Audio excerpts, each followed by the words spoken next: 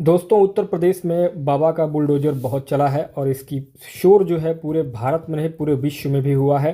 तो उत्तर प्रदेश सरकार ने जो बुलडोज़र एक्शन लिया है उस पर सुप्रीम कोर्ट का एक बहुत बड़ा फैसला आया है।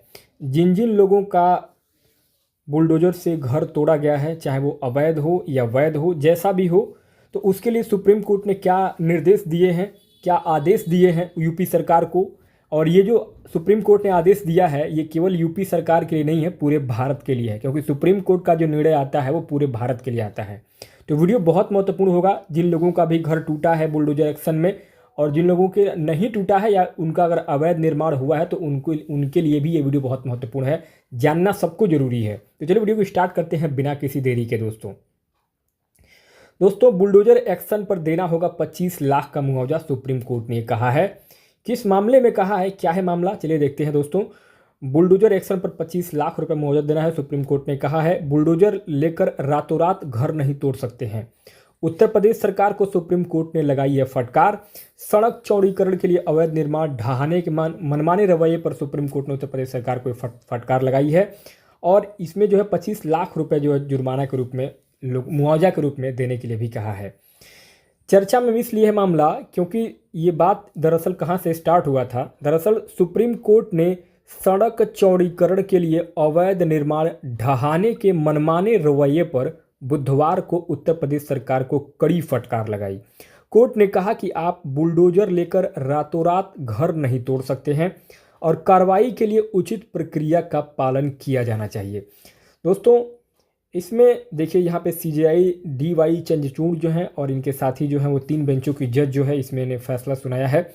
इसमें फैसला ये दिया गया है कि अवैध रूप से तोड़ फोड़ पर नाराजगी जताते हुए कोर्ट ने उत्तर प्रदेश सरकार को 25 लाख रुपए अंतरिम मुआवजा देने का आदेश दिया है। यह आदेश प्रधान न्यायाधीश डीवाई चंद्रचूड़, जेबी पारडीवाला और मनोज मिश्रा की पीठ ने उत्तर प्रदेश के महाराजगंज से मनोज टिबरेवाल आकाश द्वारा भेजी गई शिकायत पर स्वतः संज्ञान लेकर के सुनवाई में यह फैसला दिया गया है। दोस्तों, ये मामला कहाँ से शुरू हो रहा है? शुरुआत हो रहा है इस मामले का। दरअसल टिबरेवाल का घर 2019 में महाराजगंज में सड़क चौड़ीकरण के लिए ढहा दिया गया था।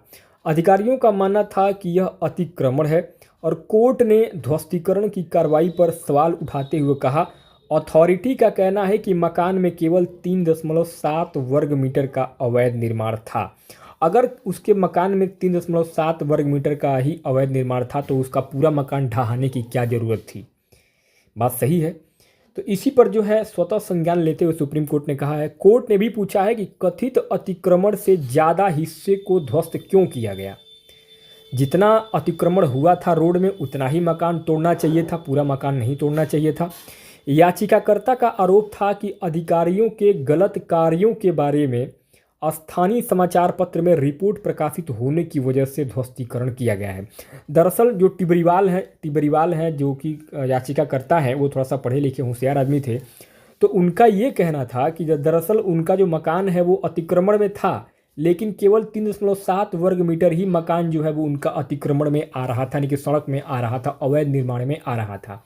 तो उनका मकान जितना सड़क में आ रहा था उतना ही तोड़ना चाहिए था, लेकिन पूरा मकान ढहाया इसलिए गया है क्योंकि जो उसमें अधिकारी थे वो अधिकारी जो है ज़बरदस्ती इनसे बहस होने के कारण, मतलब इनसे एक तरीके से मामला पर्सनल हो गया था, तो इस वजह से जो है वो इनका मकान पूरा ज़बरदस्ती ढहवा दिया गया। हालांकि कोर्ट ने इन आरोपों पर कोई टिप्पणी नहीं की है। भाई, किसी का निजी मामला हो सकता है लेकिन कोर्ट के लिए वो मामला निजी नहीं है। कोर्ट ने उत्तर प्रदेश सरकार को निर्देश दिया कि याचिकाकर्ता को 25 लाख रुपए का मुआवजा दिया जाए। यह मुआवजा अंतरिम प्रकृति का है और याचिकाकर्ता द्वारा मुआवजे के लिए अपनाई गई अन्य कानूनी कार्रवाई के रास्ते में नहीं आएगा। यानी कि उत्तर प्रदेश सरकार जो है वो उत्तर प्रदेश सरकार को 25 लाख रुपए मुआवजा के रूप में याचिकाकर्ता को देना ही होगा और साथ ही साथ इसके बाद जो है याचिकाकर्ता के ऊपर कोई कानूनी कार्रवाई यूपी सरकार नहीं कर पाएगी, ये भी सुप्रीम कोर्ट ने कहा है।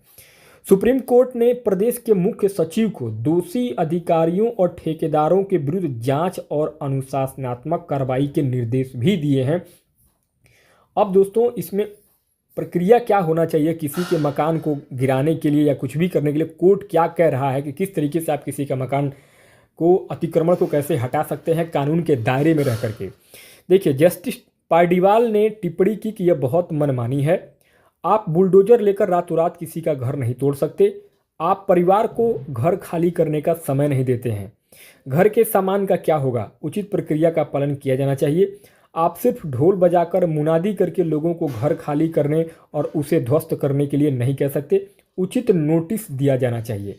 कोर्ट ने मामले में राष्ट्रीय मानवाधिकार आयोग द्वारा की गई जांच रिपोर्ट पर भरोसा किया, जिसमें कहा गया था कि अधिकतम 3.7 वर्ग मीटर का ही अतिक्रमण था और पूरे घर को गिराने का कोई औचित्य नहीं था। तो यहाँ पे जो है कोर्ट ने, सुप्रीम कोर्ट ने ये कहा है कि भाई किसी का भी घर आप ऐसे मनमानी नहीं गिरा सकते हैं। किसी को भी अतिक्रमण अगर हुआ भी है तो उसको पहले आप नोटिस देंगे, उसको समय देंगे भाई 24 घंटा 1 दिन 2 दिन 3 दिन का समय देंगे ताकि वो अपना पूरा मकान खाली कर सके, अपना अतिक्रमण वो खुद हटा सके। अगर वो नहीं मानता है तब जो है आप उस अतिक्रमण को हटाएंगे। तो ये जो है कोर्ट का कहना है। अब इस मामले में जो है सड़क चौड़ीकरण का भी मामला है और सड़क चौड़ीकरण का ही मामले में ये पूरा हुआ भी है। तो दोस्तों, इसमें सड़क चौड़ीकरण के लिए क्या मानक तय किया गया है सुप्रीम कोर्ट के द्वारा? सुप्रीम कोर्ट ने कहा है कि इसके अलावा आदेश में सड़क चौड़ीकरण परियोजना के लिए अतिक्रमण हटाने के से पहले अपनाई जाने वाली प्रक्रिया भी तय की है। कोर्ट ने सभी राज्यों को इसका पालन करने को कहा है, न कि केवल यूपी सरकार को। कोर्ट ने कहा है कि भारत के सभी राज्यों में ये ये निर्णय जो है मान्य होगा, जिसमें कि सड़क चौड़ीकरण के लिए सड़क की मौजूदा चौड़ाई देखी जाएगी। अगर अतिक्रमण है तो उसे हटाने के लिए नोटिस दिया जाएगा। अगर नोटिस पर आपत्ति की गई तो उस पर सुनवाई होगी और आदेश दिया जाएगा। यदि आपत्ति खारिज की गई तो अतिक्रमणकारी को अतिक्रमण हटाने के लिए तर्कसंगत समय दिया जाएगा। कोर्ट ने सभी राज्यों को आदेश की प्रति भेजने का निर्देश भी दे दिया है। यानी कि अब जो है भारत में किसी का भी घर बुलडोजर से नहीं तोड़ा जाएगा और किसी को भी घर तोड़ने से पहले उसको बाकायदा नोटिस दिया जाएगा। नोटिस के बाद जो है सरकार उस पर कार्रवाई करेगी और मतलब अपना अतिक्रमण हटाएगी। तो दोस्तों, ये था पूरा मामला। वीडियो कैसा लगा मुझे कमेंट बॉक्स में जरूर बताइएगा। कोई सुझाव हो तो अपना कमेंट बॉक्स में जरूर पूछिए। क्या आप सुप्रीम कोर्ट के इस फैसले से सहमत हैं? अगर सहमत हैं तो अपना कमेंट बॉक्स में जरूर विचार रखिएगा। अगर आप इस सुप्रीम कोर्ट के इस फैसले से सहमत नहीं हैं तो भी अपना विचार रखिएगा कि आप क्यों नहीं सहमत हैं। इसी के साथ इस वीडियो को यहीं पे समाप्त करते हैं। बहुत बहुत धन्यवाद हमारे साथ बनाने के लिए आप सभी का। इस वीडियो में मिलते हैं एक नए वीडियो में एक नए टॉपिक के साथ। तब तक के लिए धन्यवाद।